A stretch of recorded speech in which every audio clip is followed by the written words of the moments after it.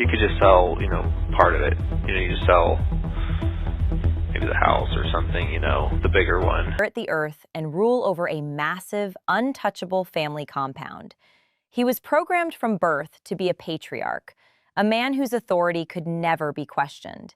But today, that sweeping narrative has crashed into a brutal reality. Now, his entire kingdom has been reduced to a cold, 6-by-9-foot concrete cell in Washington County, Arkansas. The man who spent his life surrounded by dozens of siblings and adoring fans is now locked down for 23 hours a day, placed in administrative segregation for his own protection. It is the ultimate tragic irony. He thought the rules didn't apply to him, and now he is entirely at the mercy of the system he was taught to despise. Do you think a 23-hour lockdown is exactly what Joseph deserves?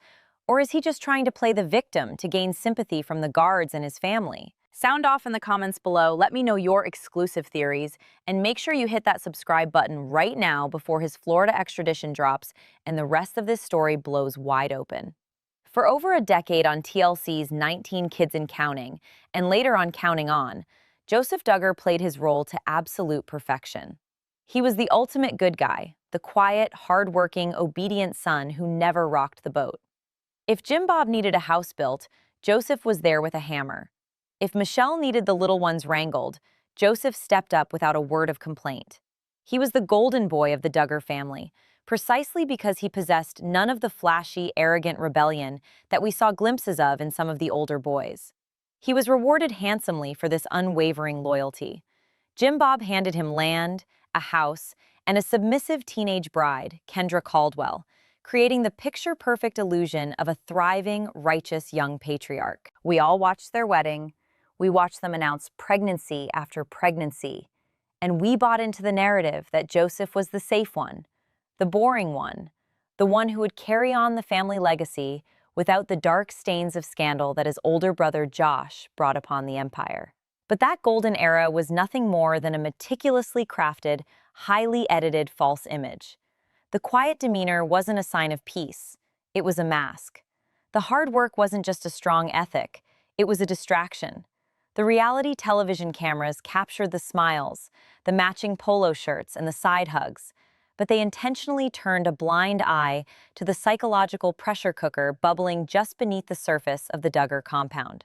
Joseph was praised for being thick-blooded and loyal, completely insulated from any outside influence that might challenge his worldview. He was told that as a man in the Institute and Basic Life Principles, he was inherently closer to God, inherently above the secular laws of the land, and inherently entitled to whatever he desired, as long as he kept up the appearance of a godly countenance.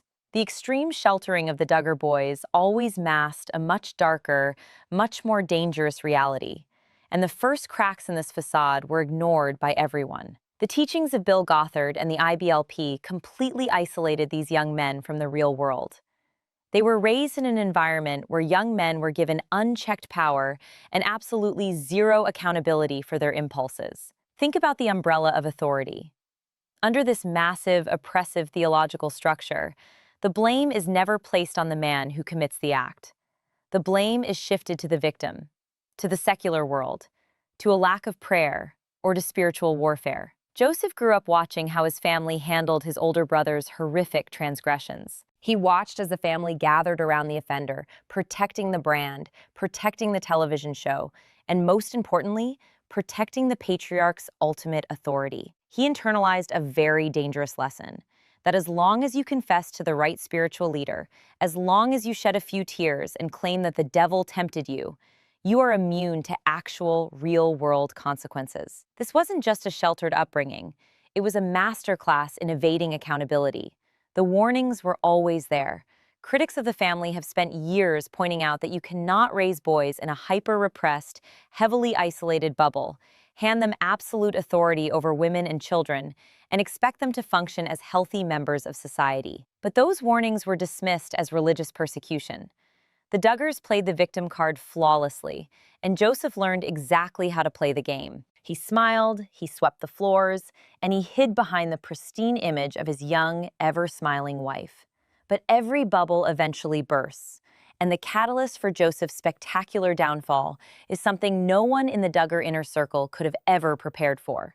It was the moment Tontitown police, coordinating directly with the Bay County Sheriff's Office in Florida, showed up to slap cuffs on him. The charges are a horrific reality check. A 2020 felony involving a 9-year-old girl during a family vacation to Panama City Beach. The absolute terror of that moment, the shattering of the Duggar protection, cannot be overstated. For his entire life, Joseph believed that if trouble came knocking, Jim Bob would simply close the gates of the compound and handle it internally. But Jim Bob's money and influence mean absolutely nothing to the Florida legal system. The secular justice system, the very system the family spent decades preaching against, had finally breached the walls of their fortress. The hubris involved in this case is genuinely staggering. Joseph's cover-up attempt reveals exactly how deeply the IBLP programming runs.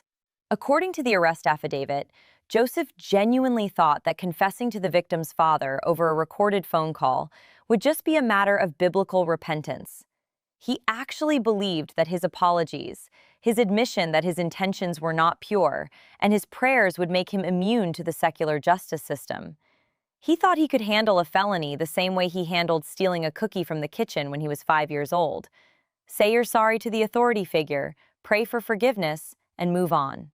He didn't realize that the real world doesn't operate under Jim Bob's umbrella. The police officers in Tontitown actually had the father call Duggar, with a detective listening on the line.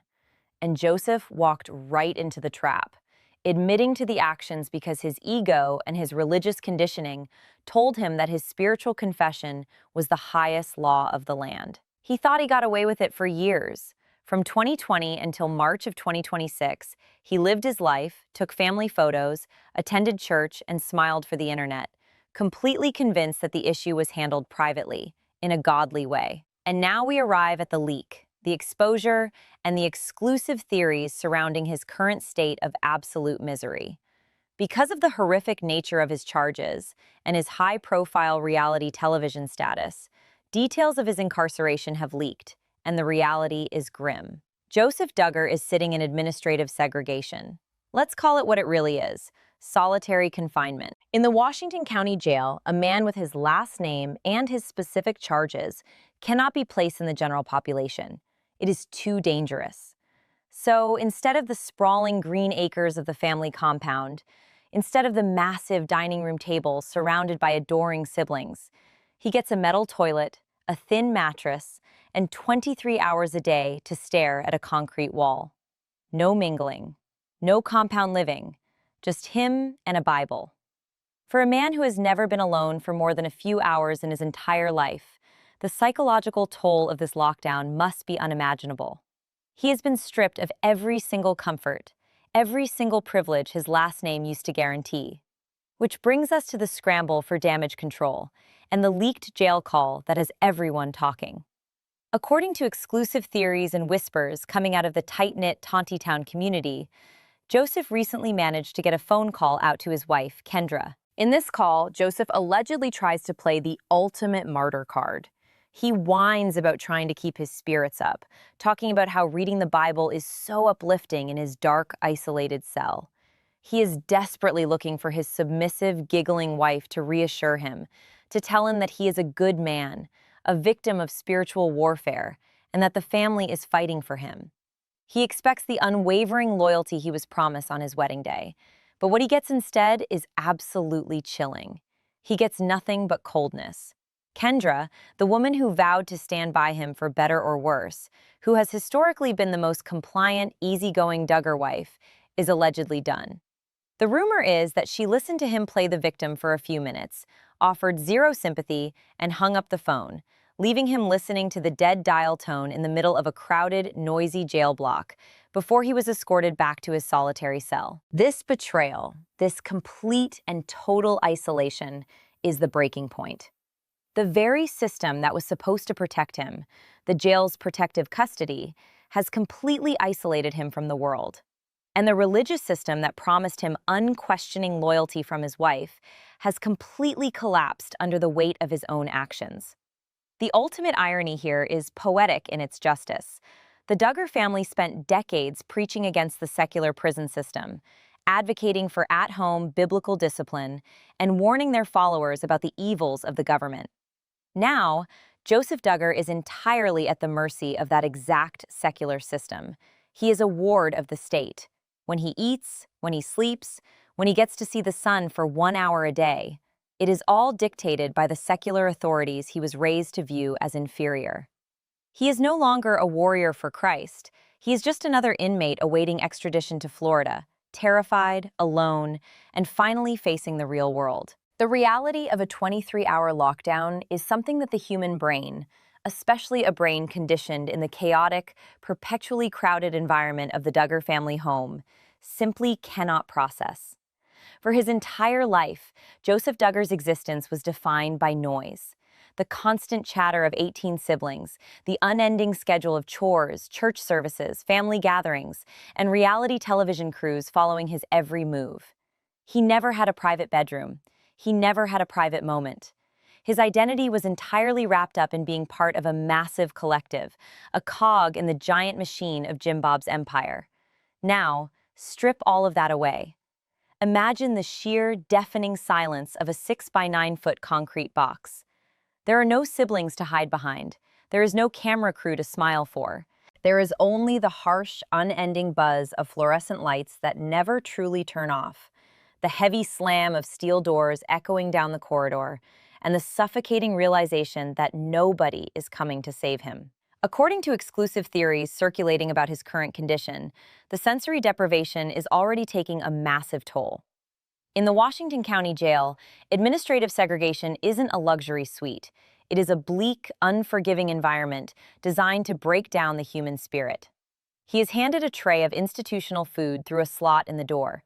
He is granted 1 single hour a day to pace around a slightly larger metal cage, often entirely alone, before being escorted in shackles back to his cell. For a man who was taught he was a patriarch, a literal king of his own castle, the humiliation of having a corrections officer dictate exactly when he can stand, sit, eat, and shower is a psychological destruction he was never equipped to handle. This brings us to the most explosive part of this entire ordeal, the absolute collapse of his marriage and the exclusive theories surrounding that leaked phone call with Kendra. To truly understand the magnitude of Kendra hanging up the phone on Joseph, you have to understand the deeply entrenched patriarchal conditioning of the Institute in basic life principles. In this cult, women are not just taught to be submissive, they are programmed to believe that their entire spiritual salvation depends on their absolute loyalty to their husbands. The wife is the umbrella, shielding the home, while the husband is the umbrella shielding the wife. If a husband falls, the wife is supposed to hit her knees in prayer, blame the devil, and stand by her man's side with a sweet, keeping sweet smile on her face. Anna Duggar did it for Josh. She sat through federal trials, through gruesome testimony, and she still continues to visit him in federal prison, entirely brainwashed into playing the role of the loyal martyr. Joseph fully expected Kendra to be his Anna. He expected to dial that number from the Washington County Jail, launch into his well-rehearsed script of spiritual warfare and persecution, and hear Kendra's signature giggle followed by words of unwavering support. But Kendra is not Anna, and the exclusive theories surrounding the Caldwell family's internal reaction to this arrest suggest a massive, unprecedented rebellion is taking place right under Jim Bob's nose. Paul Caldwell, Kendra's father, was once Jim Bob's right-hand man, a deeply embedded pastor within the IBLP ranks. But over the last few years, rumors of a massive falling out over money, property, and theological control have fractured that relationship. When Joseph was arrested for a crime this horrific, a crime involving a child, something seemingly snapped inside Kendra. The girl who was married off at 19, who spent her early 20s in a perpetual state of pregnancy, finally woke up. The rumor is that when Joseph called, his voice dripping with that manufactured pious victimhood, whining about his isolation and how the Bible is his only comfort, Kendra saw right through it. For the first time in her life, she didn't keep sweet. She didn't offer a Bible verse. She listened to the man who lied to her, who endangered their family's reputation, and who hid a dark, twisted secret behind his golden boy smile, and she simply hung up the phone. That click, that dead air on the line, is the sound of the Duggar empire crumbling. It is the ultimate betrayal in Joseph's eyes, but to the rest of the world, it is the first sign that the women trapped in this family might finally be breaking the chains of their conditioning. Without his wife's support, Joseph is left entirely adrift. And what about Jim Bob? Where is the patriarch who spent millions defending his eldest son? The silence from the Duggar compound is deafening, and exclusive theories point to a very calculated, very cold strategy of abandonment. Jim Bob Duggar is a man obsessed with two things: money and public image. When Josh went down, Jim Bob drained his resources trying to save him because Josh was the heir apparent, the cornerstone of the political and financial dynasty Jim Bob was trying to build. But Joseph? Joseph was just a supporting cast member. With the TLC money completely gone, the family brand entirely radioactive, and the legal fees from previous scandals still bleeding the family dry, Jim Bob realizes this is a losing battle. The explosive nature of these charges, specifically the fact that they involve crossing state lines and a multi-jurisdictional investigation between Arkansas and Florida, means this cannot be swept under the rug with a quick payoff or a strategic political donation. The local Tontitown police, who may have turned a blind eye in the past, were forced to act because the Bay County Sheriff's Office in Florida was pulling the strings. Jim Bob knows that he has zero leverage in Florida. Therefore, the war room at the Duggar compound isn't focused on saving Joseph. It's focused on isolating the blast radius. Exclusive theories suggest that Jim Bob is actively distancing the family from Joseph, leaving him to rely on a public defender or whatever bottom-tier legal representation he can scrape together. Think about the psychological impact of that realization. Joseph is sitting in his 23-hour lockdown, staring at the concrete ceiling, slowly realizing that the father he worshipped, the father he blindly obeyed, has written him off as collateral damage. The millions of dollars the family made off his childhood, off his wedding, off the births of his children, none of it is coming to save him. He has been sacrificed to protect whatever is left of Jim Bob's hoarded wealth, and the terror is only just beginning, because the shadow of the Florida extradition is looming over that jail cell like a grim reaper. The Washington County Jail is just a holding pen. It is a temporary nightmare before the real ordeal begins. Joseph is currently awaiting transport to Bay County, Florida, where the actual felony charges stem from. The process of extradition is brutal, especially for a high-profile, highly targeted inmate. He won't be flying first class. He won't be driving down in a comfortable family RV. He will be shackled, waist-chained, and thrown into the back of a private prisoner transport van. These transport systems are notoriously grueling, driving for days, picking up and dropping off other inmates across state lines, stopping at random, terrifying county jails along the way. For a sheltered, homeschooled reality television star, the extradition ride alone is going to be a living hell. He will be stripped of his name and reduced to a transport number, sitting shoulder to shoulder with hardened criminals who have no patience for a weeping reality star playing the victim card. Once he arrives in Florida, the secular justice system will truly sink its teeth in. The panhandle of Florida does not play games with crimes against children. The prosecutors there don't care about the Institute in Basic Life Principles. They don't care about Bill Gothard. They don't care how many Bible verses Joseph can quote from memory. They are looking at a confessed felony backed up by a recorded phone call where the suspect openly admitted to his horrific actions. Joseph's brilliant cover-up, his arrogant belief that confessing to the victim's father would act as a spiritual get-out-of-jail-free card, is exactly what the prosecutors are going to use to bury him. That recorded call is the silver bullet. He handed the secular authorities a signed confession on a silver platter because his cult conditioning blinded him to the reality of the law. He genuinely thought his spiritual authority superseded the legal code of the United States. It is a level of hubris that is almost impossible to comprehend, and it is going to cost him years, possibly decades, of his life. Inside that solitary cell, the mental gymnastics required to maintain his worldview must be exhausting. Joseph is desperately trying to cling to his identity as a persecuted Christian. In his mind, he isn't being punished for a crime, he is being tested by God. This is the exact narrative the IBLP teaches its followers to adopt when they face the consequences of their own actions. They weaponize the concept of spiritual warfare to avoid taking an ounce of personal responsibility. Joseph tells himself that the secular world hates him because he is righteous.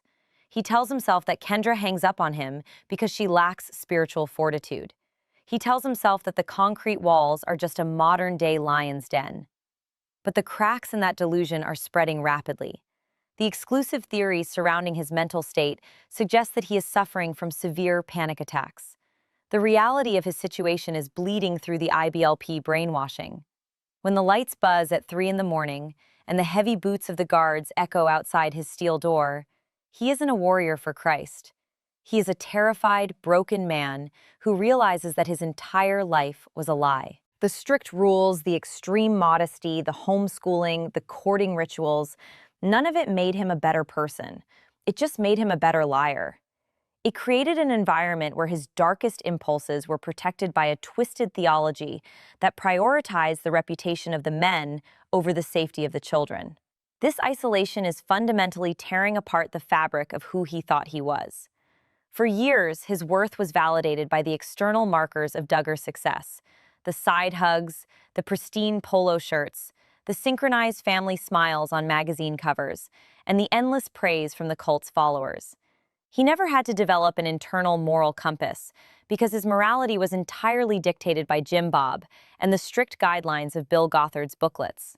Without those guardrails, without the constant affirmation of his family and his wife, Joseph is essentially a hollow shell. He has no real-world coping mechanisms. He doesn't know how to exist outside the bubble, so he sits in the corner of his cell, clinging to a Bible, trying to read the words, but finding no actual comfort because the religion he was taught was never about grace or genuine repentance. It was about power. It was about control. And now, he has absolutely no power, and he is entirely under the control of strangers. Think about the ripple effect this is having on the remaining siblings. The Duggar family group chats must be absolute chaos. For years, the older boys were held up as the gold standard. They were the ones who were supposed to lead the next generation of the cult. First, Josh fell, spectacularly and disgustingly, taking the family's television show and public credibility with him. Now Joseph, the supposedly safe one, the quiet, obedient golden boy, has been exposed as a monster hiding in plain sight. Exclusive theories suggest that the younger siblings, the ones who are just now entering adulthood, are experiencing a massive crisis of faith. How can they trust the umbrella of authority when the men holding the umbrella are constantly being hauled off in handcuffs? How can they believe in the purity of the courtship process when the men who followed the rules perfectly end up locked in solitary confinement for crimes against children? The entire foundation of the Duggar brand is disintegrating in real time. The carefully constructed fortress in Tawnytown is structurally unsound, and Joseph's arrest is the wrecking ball that is finally bringing it down. As the days turn into weeks in that 6x9 cell, Joseph Duggar's reality will only grow darker. The impending extradition is a ticking clock. Every time a guard walks past his door, he will wonder if this is the moment they chain his wrists and drag him onto the transport van. Every time he is allowed a brief phone call, he will have to face the agonizing choice of calling a wife who no longer wants to hear his voice, or a father who has entirely abandoned him to protect the family vault. He is an island of misery, trapped in a nightmare of his own making, desperately trying to pray away a secular justice system that is completely immune to his religious manipulation. The golden boy has lost his shine. The warrior for Christ has lost his armor. And the man who thought he was destined to rule his own private kingdom will now spend his best years taking orders from county guards, eating institutional slop, and realizing that the real world always, inevitably, comes to collect its debts. The terrifying reality of this looming extradition is the absolute centerpiece of the most recent updates coming out of this catastrophic scandal. Just this week, exclusive theories and leaked courthouse whispers indicate that the extradition paperwork has officially cleared the governor's desk, meaning Joseph's time hiding in the familiar, albeit bleak, Arkansas County system is rapidly drawing to a terrifying close. The Florida authorities are not dragging their feet. They want their suspect, and they want to make a highly publicized example out of a man who thought his television fame and fundamentalist religious shield made him untouchable. For Joseph, the psychological countdown has begun.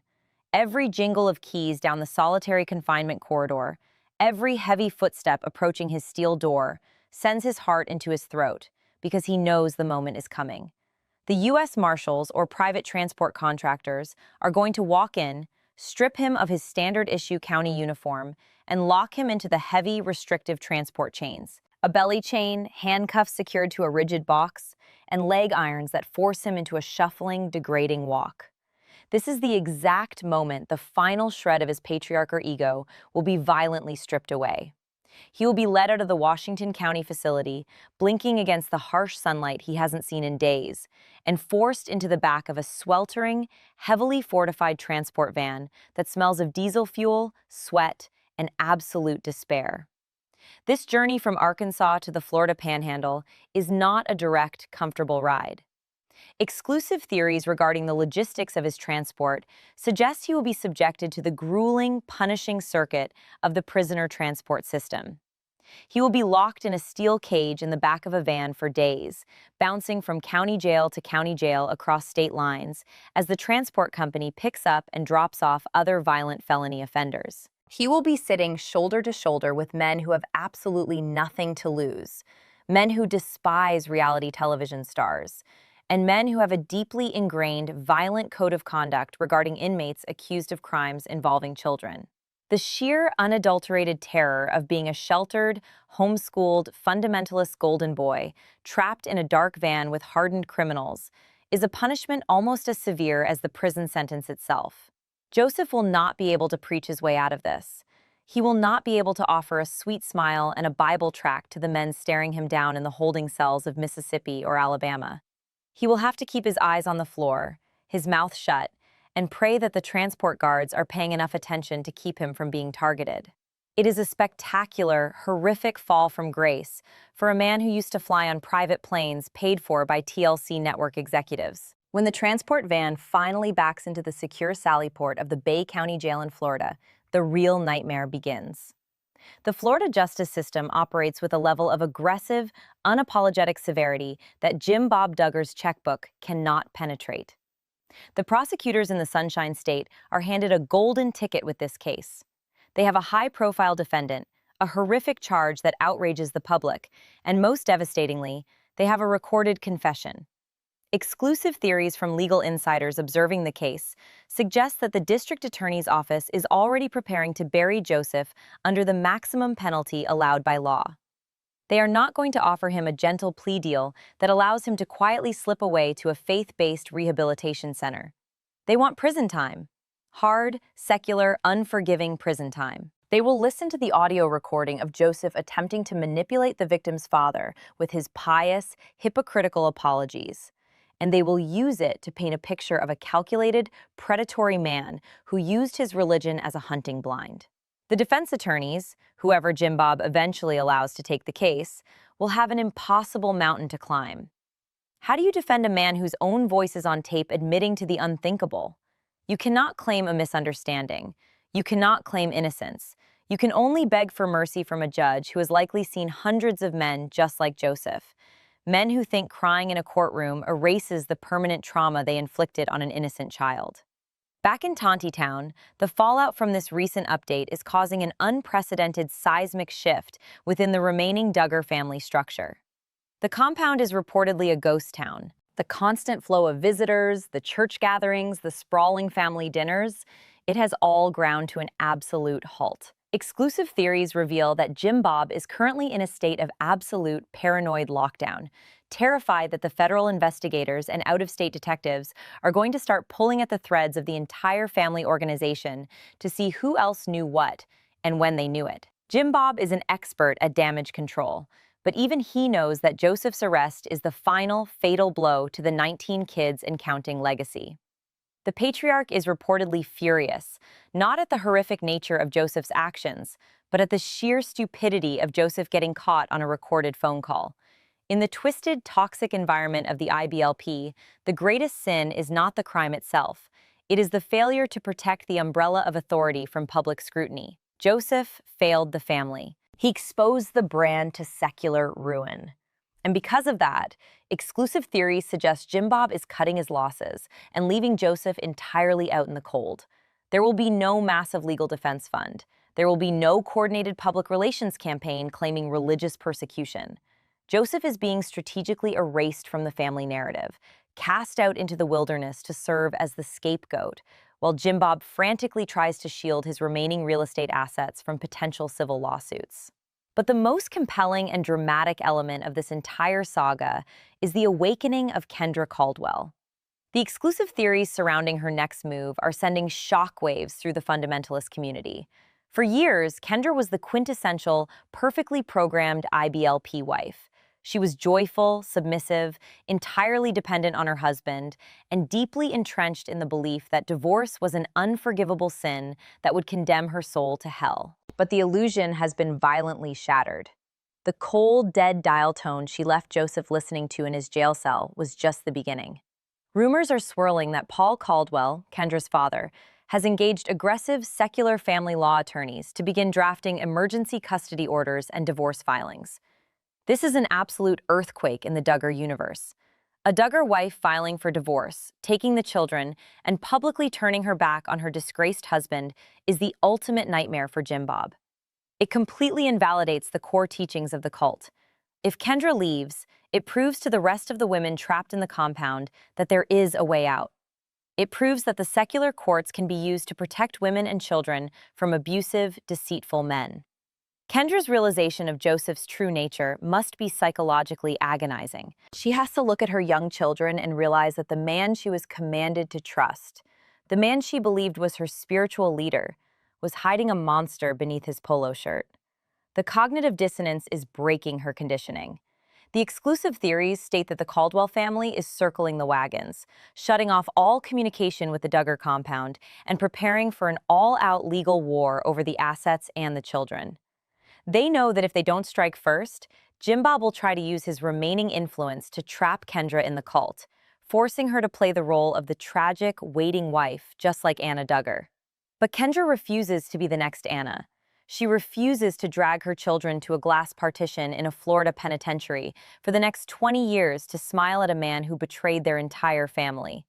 The spell is broken, and the Caldwells are preparing to burn the Duggar bridge to the ground to save their daughter. Meanwhile, as his entire world disintegrates on the outside, Joseph is spiraling deeper into madness inside his 23-hour lockdown. The human mind is not designed to withstand the crushing weight of total isolation, especially when that isolation is compounded by the sudden, violent realization that your entire life was a massive, carefully orchestrated lie. He is trapped in a 6x9 concrete box with nothing but his own thoughts, and those thoughts are slowly destroying him. The bravado is gone. The righteous indignation has evaporated. The exclusive theories regarding his behavior in administrative segregation paint a pathetic, broken picture. He is reportedly struggling to eat the institutional food, losing weight rapidly, and pacing the length of his cell for hours on end, muttering to himself and crying out for a wife who will never answer his calls again. The fluorescent lights overhead offer no warmth, only a harsh, glaring reminder of his total loss of control. He used to command a household. He used to have absolute authority over a wife and children. Now he has to press a button on a wall and wait for a corrections officer to grant him permission to flush his own toilet. The humiliation is absolute, and in the silence of that cell, the most terrifying realization of all is finally creeping into Joseph's mind. He is exactly like Josh. For his entire life, Joseph believed he was better. He believed he was the pure one, the faithful one, the one who successfully navigated the dangerous waters of temptation that sank his older brother. But the truth is undeniable now. The sickness that rotted Josh Duggar from the inside out was the exact same sickness that infected Joseph. It was the sickness of the IBLP. It was the toxic, hyper-patriarchal culture that taught these boys they were demigods, untouchable by consequence, and entitled to whatever dark desires crept into their minds. Joseph didn't escape the family curse. He just hid it better, and for longer. The reality television cameras captured a charming, quiet young man, But the cameras never saw what happened when the stage lights turned off and the crushing, suffocating repression of the cult took over. The strict rules against dancing, the policing of women's clothing, the constant surveillance of internet activity, none of it stopped the darkness. In fact, it incubated it. It taught Joseph to be a master manipulator, to wear the mask of righteousness while secretly living out his horrific impulses in the shadows. And now, the mask has been ripped off, and the whole world is staring at the monster underneath. The impact of this scandal extends far beyond the borders of the Duggar compound. It is a fatal blow to the entire institute in basic life principles and the fundamentalist homeschooling movement as a whole. For decades, these organizations pointed to the Duggar family as the shining, irrefutable proof that their draconian methods worked. They claimed that by isolating children from the secular world, beating them into submission with a rod, and controlling their every thought and action, they could produce perfect, godly citizens. But the scoreboard tells a very different, very disturbing story. Two of the most prominent, heavily featured sons of the movement's royal family are now sitting in federal and county lockups for crimes against the most vulnerable members of society. The exclusive theories floating around the survivor networks suggest that this arrest is empowering hundreds of other victims to finally come forward. The dam has broken. The fear of Jim Bob's retaliation is gone, because Jim Bob has been exposed as powerless, enabling fraud. The younger Duggar sisters, the ones who have already fought their way out of the cult, are watching this unfold with a mixture of vindication and profound grief. They tried to warn the world. They wrote the books, they did the documentaries, they spilled the family secrets, and they were branded as rebellious, bitter liars by their own parents. Now the absolute truth is written in black and white on a Florida felony arrest warrant. The sisters were right all along, and the men who told them to keep quiet are the ones being led away in chains. As we look at the shattered remains of this reality television dynasty, we have to ask ourselves how it was allowed to go on for so long. Millions of viewers tuned in every week, buying the books, supporting the brand, and financing the empire that allowed these men to operate with absolute impunity. TLC executives turned a blind eye to the blatant red flags. The local authorities in Arkansas looked the other way for years, intimidated by the family's wealth and political connections.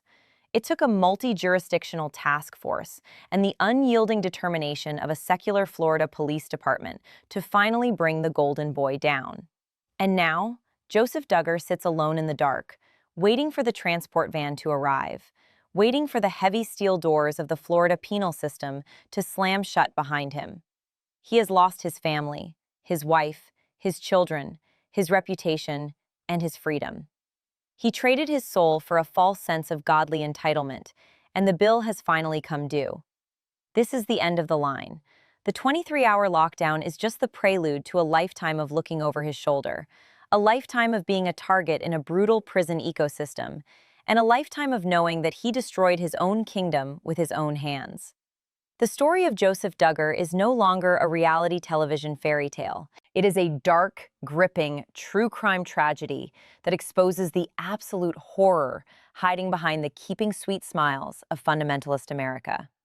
The warrior for Christ has been defeated, not by the devil, but by his own horrific actions and the relentless, undeniable force of the secular justice system. If you are as shocked by this absolute collapse of the Duggar empire as I am, and if you want to stay on top of every single leaked detail, exclusive theory, and breaking update as this Florida extradition officially gets underway, you need to make sure you are subscribed to the channel right now. Hit that like button, turn on all notifications, and sound off in the comments below. Do you think Kendra is actually going to pull the trigger and file for full custody? Or will Jim Bob find a way to trap her back in the cult? Let me know your thoughts and stay tuned, because this case is only going to get darker from here.